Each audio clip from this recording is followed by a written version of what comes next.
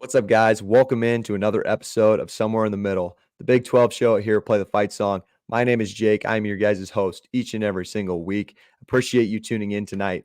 We look on to week 8 in college football. The Big 12 schedule this weekend is absolutely loaded. I believe almost every team is on the docket, so we have like 8 Big 12 games.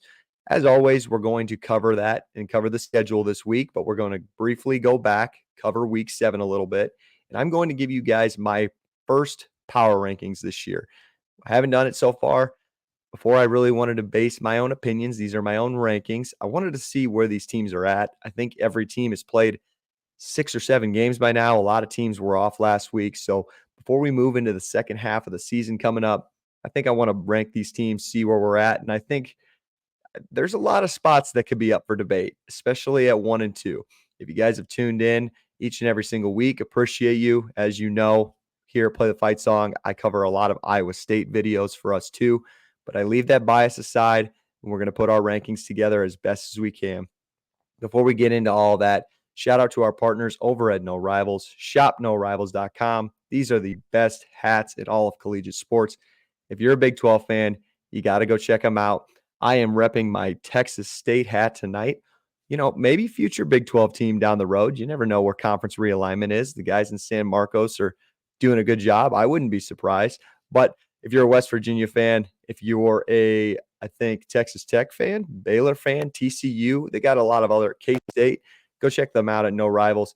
If you don't see your team there, like Iowa State fans, they let us know in the comments. You guys can go to the teams tab, go to request a team, let them know. They are dropping new teams each and every single week. They do an awesome job there. Use the code PTFS. That's PTFS, like Play the Fight Song, at checkout for free shipping at our partners at No Rivals. What I do every week when we get to the prediction segment at the end of the show, if you guys comment a score prediction of any of the Big 12 games, say this weekend you think Arizona State is going to beat Cincinnati, you say 24-14, you nail 2 for 2 on the head. And of course, if you're subscribed to us at Play the Fight Song, we will get you guys a hat at shopnorivals.com. All right, a lot to get to tonight, but you know how I always start it. We got to go offensive and defensive players of the week from the week prior, week 7. We said this last week, best game of the week, the nightcap, Big 12 after dark. Kansas State gets it done on the road at Colorado. Shout out to Jace Brown. He is my wide receiver offensive player of the week. 2 scores, 121 yards. I think he had 7 or 8 catches. And this one, as you can see in the picture on our YouTube page, just an absolute monster catch to give Kansas State the lead and to come away with a victory in Boulder. The offense clicked. I know a lot of people could say DJ Giddens. He ran like an absolute maniac on Saturday, but for some reason, Giddens didn't play much in the last couple of possessions of the game for whatever reason.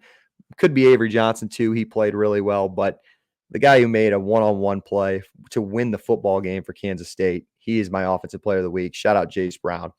All right, defensive player of the week. This one is big.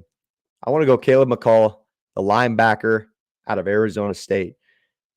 Stat-wise, probably one of the better defensive performances we've seen in college football this year. Obviously, it goes under the radar. I feel like, all-time defensive performances just can sometimes slip through the cracks and not get noticed by maybe the national media. But Caleb played fantastic on Friday night in a big win over Utah. Picked off Cam Rising twice, 12 tackles, 6 solo tackles, 1.5 tackles for loss, 22 was all over the field, and he might have just sent Cam Rising into retirement. All jokes aside, big performance from that Arizona State defense. Bo Scatabo played great once again, one of the all-time runs we've seen in the Big 12 this season. But that Arizona State defense under Kenny Dillingham continues to get better. And I believe McCullough wasn't even like projected as a starter going into the season, and in 22 had a hell of a game on Friday night. So shout out to those two guys. Those are our players of the week. Let's briefly recap week 7 because I really want to dive into my power rankings before we get to the prediction segment. Couple of things. Cam Rising officially is announced to be out for the season. There's a lot of things that come to mind as an outsider, not a Utah fan in this situation. Obviously, Cam Rising is one of the all-time greats of that program. He's going to go down as an absolute legend, and no matter what his decision is going forward, extremely disappointed though if you're a Utah fan. As someone who had Utah winning the Big 12, um, to he's just the difference maker in this offense when he's at his best. And what we saw Friday night was it was disappointing and it was a little sad, to be honest, because he was obviously a shell of himself. He couldn't hold on to the ball. Whatever his hand, finger, whatever injury that is, it's just they maybe tried to give it a go and it just didn't work out. Little surprised they kept him in that game. Maybe it was like, they maybe had conversations that this being out for the season could happen, but maybe Whittingham just said, "We're gonna ride you out in this one. Take us to the finish line, see what happens, and we'll analyze it on Monday." And that's what happened. As far as Utah's chances for a Big 12 title, it's slipping. I mean, obviously, at this point, it feels like you have to win out, but it is the Big 12. So I don't draw conclusions too quickly. Isaac Wilson's been solid.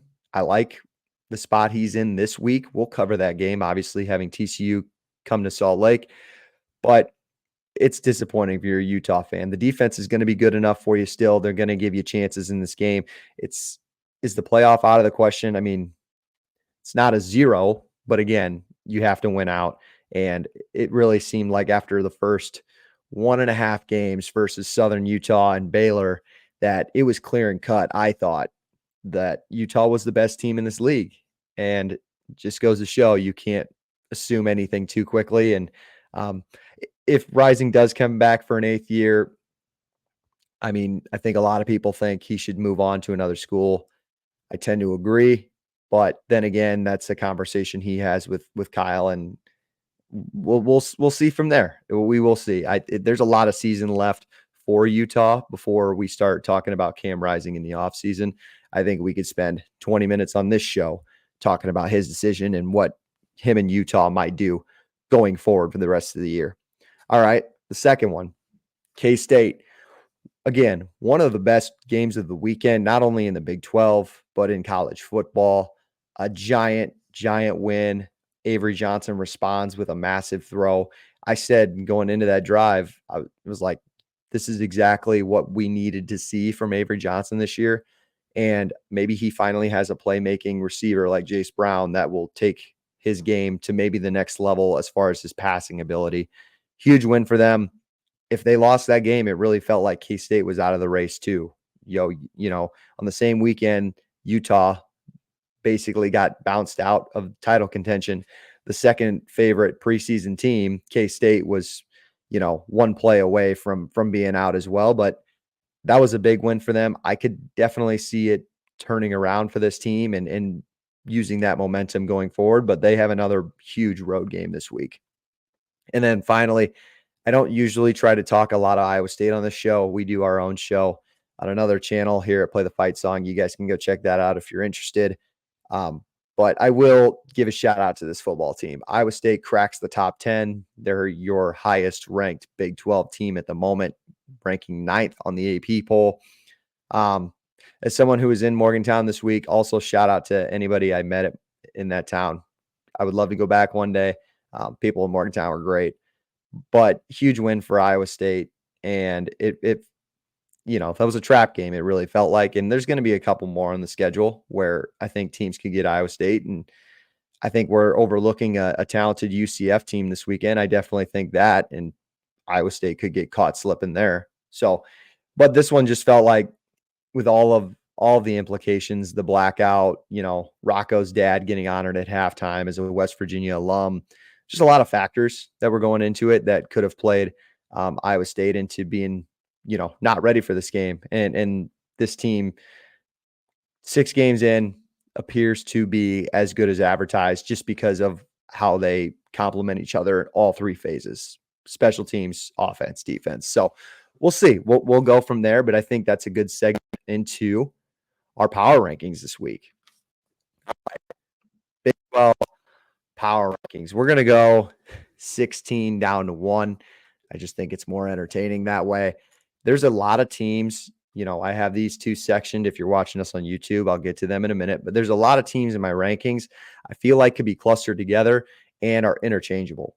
If you are any Big 12 fan of any of your teams below and you think I got it wrong, we're all for disagreements here in the comments. These are rankings, not ratings. I'm basing these off of my eye test and what I think has impressed me more in some of these teams. So that being said, let's go 16-1. At 16, I got Baylor.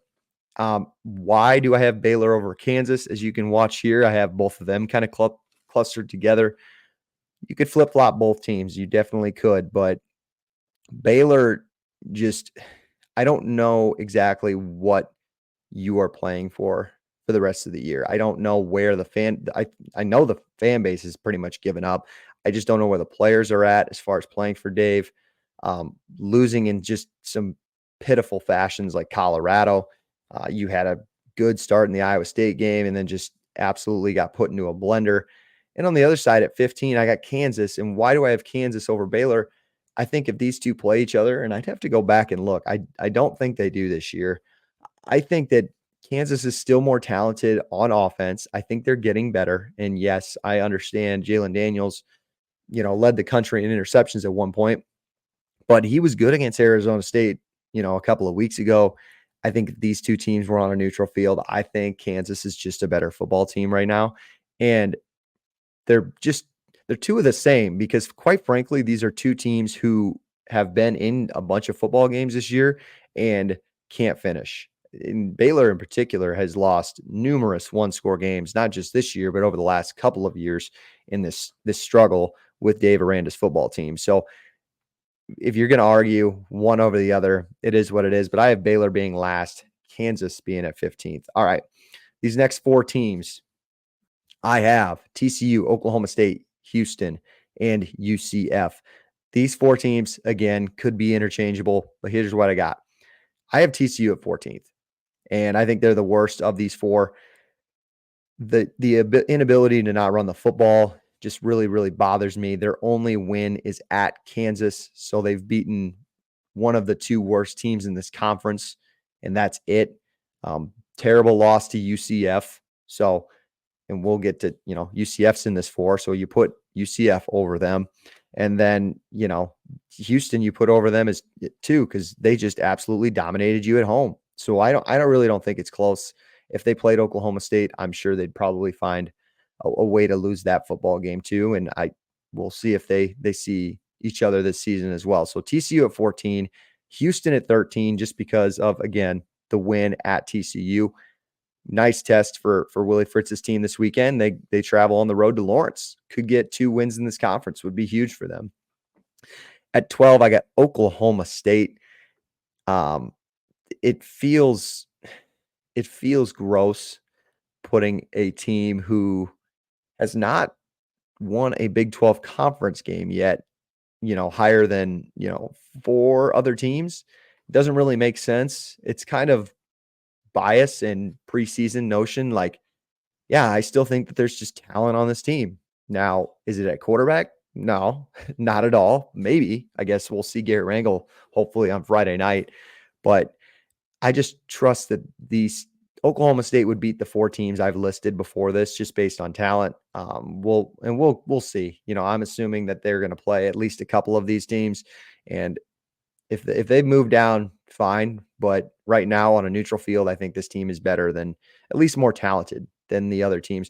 And quite frankly, yeah, they're in a dumpster fire, but maybe outside of Houston, the rest of those teams are just as big of a dumpster fire because Houston right now, they're just not a very talented team, but they play super hard. And I think Houston may be able to beat Oklahoma State. That would be the only team I would flip at this point, but Oklahoma State at 12. So TCU 14, Houston 13, Oklahoma State 12, and then UCF at 11.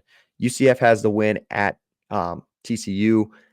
This team could very well slip down to 14 or 15. And if you ask the fan base, I don't think they disagree.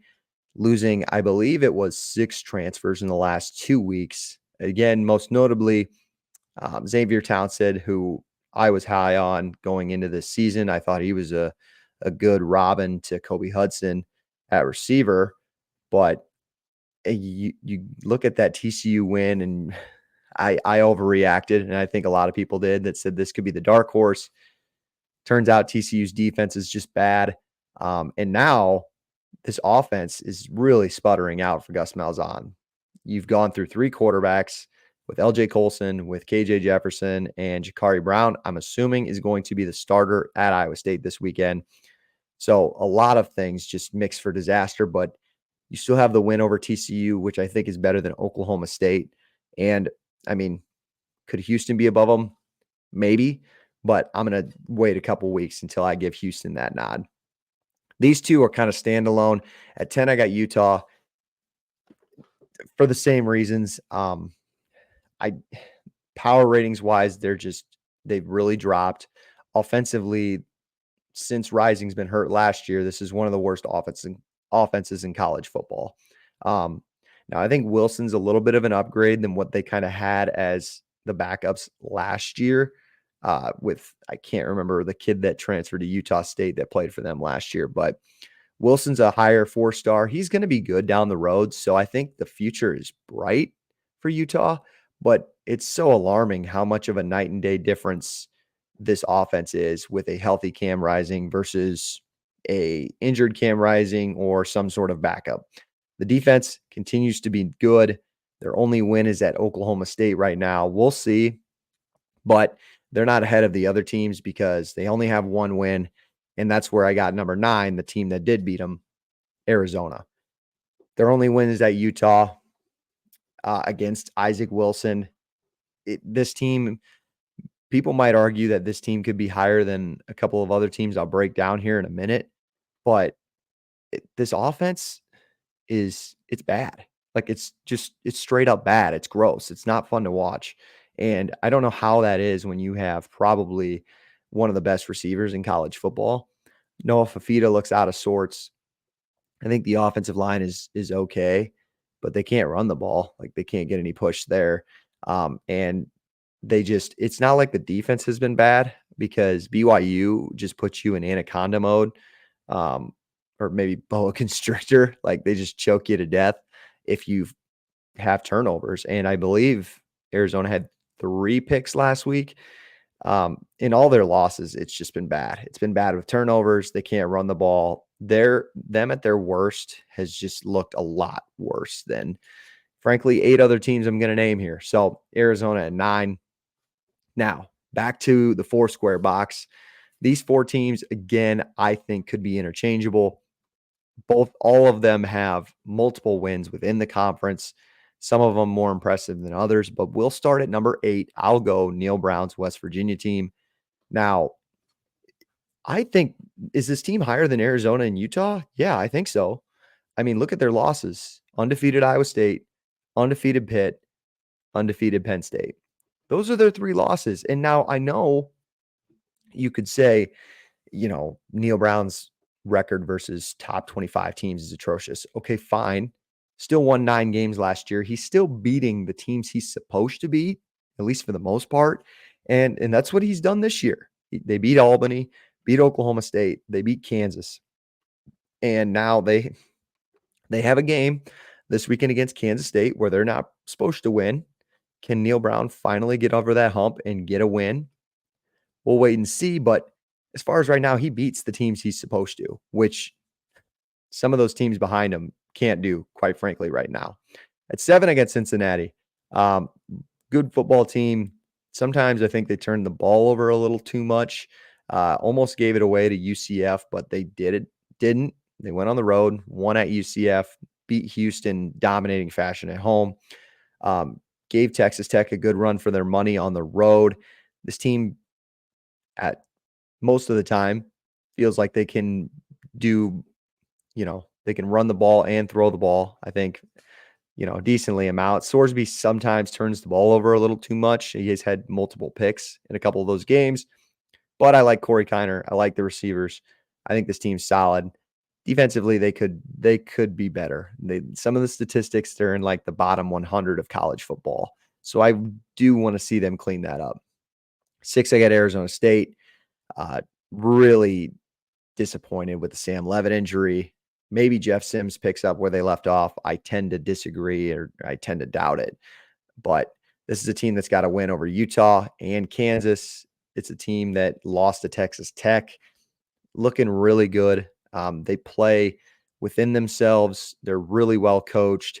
I love Bo Scatabo. Um, and he's awesome to watch. And it's not hard to limit your mistakes when you just can give the ball to that guy, you know, 30 times a game. And Sam Levitt's been really, really good. And the defense has been really good. So we'll see where this team can take them. They got Cincinnati on Saturday. Big game for them. They got to do it without their quarterback. 5, I got Colorado. I I think a lot of us were wrong in where we were on Colorado, but there's a lot of mediocrity. I'll admit it. As fun as it is, there's a lot of mediocrity from about, I'd say, 7 to 16. And Colorado right now could be in that mix, but they throw the ball better than anybody in this conference. They have two of the best players in all of college football. Defensively, I said it last week. People don't believe me. Shiloh Sanders comes back, and your second level, your third level tackling it's just atrocious. I mean, it's why DJ Giddens ran all over you. Um, we'll see where the defense goes. I liked the defense a couple of weeks ago, but we'll see. Good wins over UCF. You get the win over Baylor. They're a Baylor loss away from probably being like 8 or 9 for me. But right now they're playing really hard, and I can definitely see them getting to 7, 8 wins. And that, quite frankly, might put you in the upper half of this conference just because how crazy it is. So that being said, let's go 4 through 1. I think these two teams could be flip-flopped as well. I'm going to go for Texas Tech. Now, K-State, I'll put above Texas Tech. Texas Tech has wins over Cincinnati, Arizona, and Arizona State. Good wins, but defensively, they are one of the worst teams in college football. They give up almost 450 yards a game, and it's hard to forget, what they did against Abilene Christian. Cincinnati could have won that football game. They couldn't stop Cincinnati to save their lives. I just don't think it's sustainable. So for that, I'm putting Kansas State at 3 above them. Great win at Colorado. I won't say it's a Big 12 win because it doesn't count, but they dominated Arizona at home. Another Big 12 team. Wasn't a conference game, but they're in your conference. It's something to measure up against. And then the Oklahoma State at home, just smacking them. So at Kansas State's best, they have looked like the best team in this conference, but they still have that beat down at BYU. So for that, they have to stay at 3 for me. To no surprise, we have these two at the top. Now, where am I going to go? You're probably not surprised. I will go BYU at 2, Iowa State at 1. Now, the BYU argument, I hear it and I see it. I think that they do have probably better wins. I think the Iowa win for Iowa State on the road tops anything BYU has. But overall, your dominating win against Arizona and K-State at home, your win on the road at SMU. SMU's a good football team. They're getting better. I think Iowa's better than SMU. It's my personal opinion. But you could flip-flop these teams. Iowa State's the higher ranked team right now. They were preseason the better team. And I think I'll say it. I think Iowa State's less fluky than BYU. I still don't know if this team in BYU can get into a track race with an offensive juggernaut if they had to. But the defense is played top tier in college football right now, and they execute really well on any team's mistakes, which is kind of similar to Iowa State, right? Like Iowa State kind of lulls you to death. It's like lulls you to sleep. And then once you make your mistake, you're probably not coming back from it. BYU they just come out of the gate and just punch you in the mouth. And then it's like respond from there. It's a lot of fun to watch. I'm happy for BYU fans. They deserve to be in this position. But right now, I'm going to go Iowa State above them. And we'll see. BYU could continue to beat down an Oklahoma State team this Friday, and maybe we'll make that adjustment. So going off of that, let's get to it, man. Let's get to predictions. Week 8 is upon us. It's prediction time. As always, our Week 8 preview and predictions are brought to us by our partners at No Rivals. ShopNoRivals.com. Use the code PTFS at checkout for free shipping. Drop a comment below on any of the Big 12 teams or Big 12 games we are going to cover here.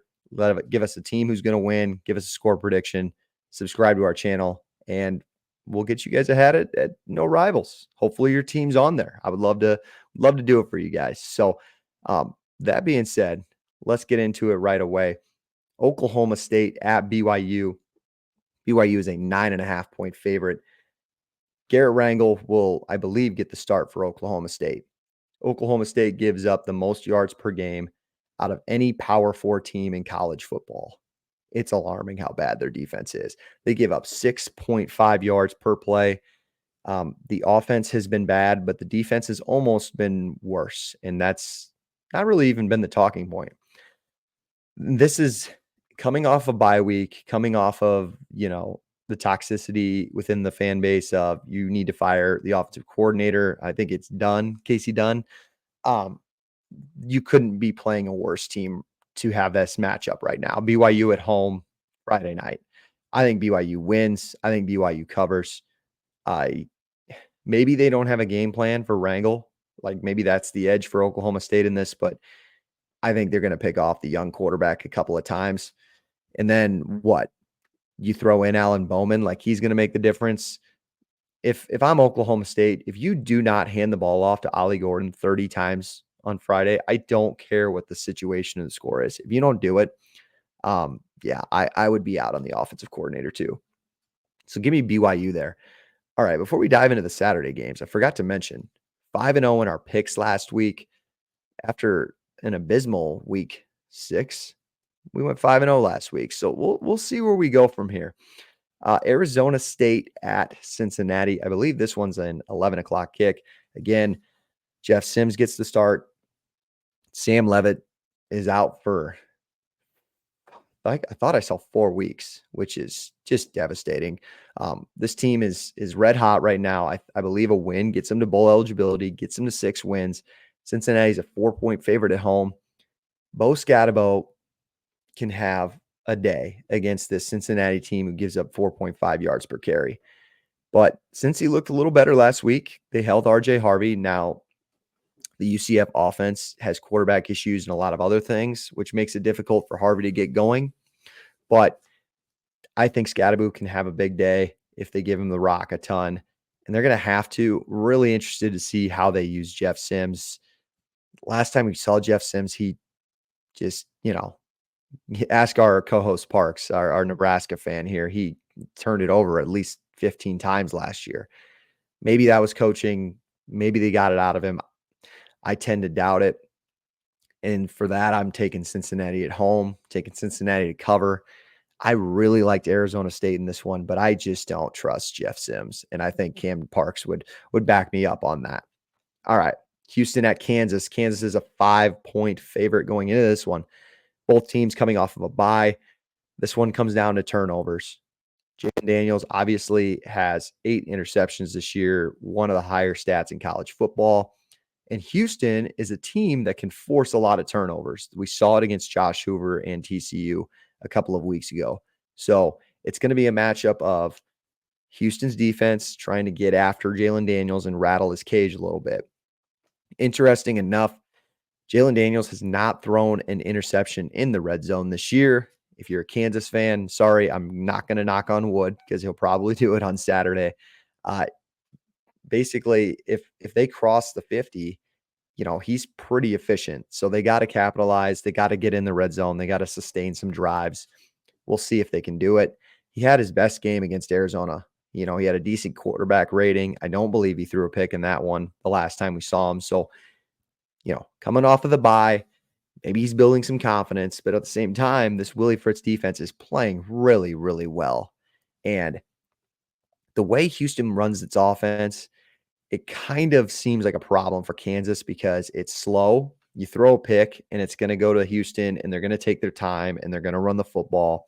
I believe Chris is pretty much the guy going forward at quarterback for Houston. So I'm taking Houston plus the points here. I will take them on the road. I just think that this Willie Fritz team, they're building some confidence and they got a good thing going. Colorado at Arizona. Arizona is a 3 point favorite in this one. Travis Hunter, to my knowledge, will be full go. Coach Prime said that. So the Hunter versus McMillan matchup is back again. McMillan had, if you want to go back and look it up in last year's matchup, one of the best one-handed catches of the year on Travis Hunter. So I'm really excited for that matchup again. Interested to see how Travis Hunter gets the snap count after getting banged up last week. Does he play more receiver? Does he play more corner? I would definitely play him more corner because they have so many other receivers. Colorado had negative, I repeat, negative rushing yards last week. Now, is that sack inflated? Yes. But their backs, I think both of their backs rushed for maybe 30 yards. They got to run the ball better. It's got to happen. I can't remember what their offensive coordinator's name is at the top of my head. I saw a video this week. He's calling out the whole offensive room. I think he's even calling out Coach Prime a little bit. And he's like, we got to run the ball. And that is true. And going on the road in this one where Arizona beat them on a field goal last year, really fun, interesting matchup. I think both teams very much need this one. That being said, I'm going to take the road team. I hate taking road teams, but we're going to do it in this scenario because, like I said before, when talking about Arizona at their worst has been really, really bad. It's been really bad.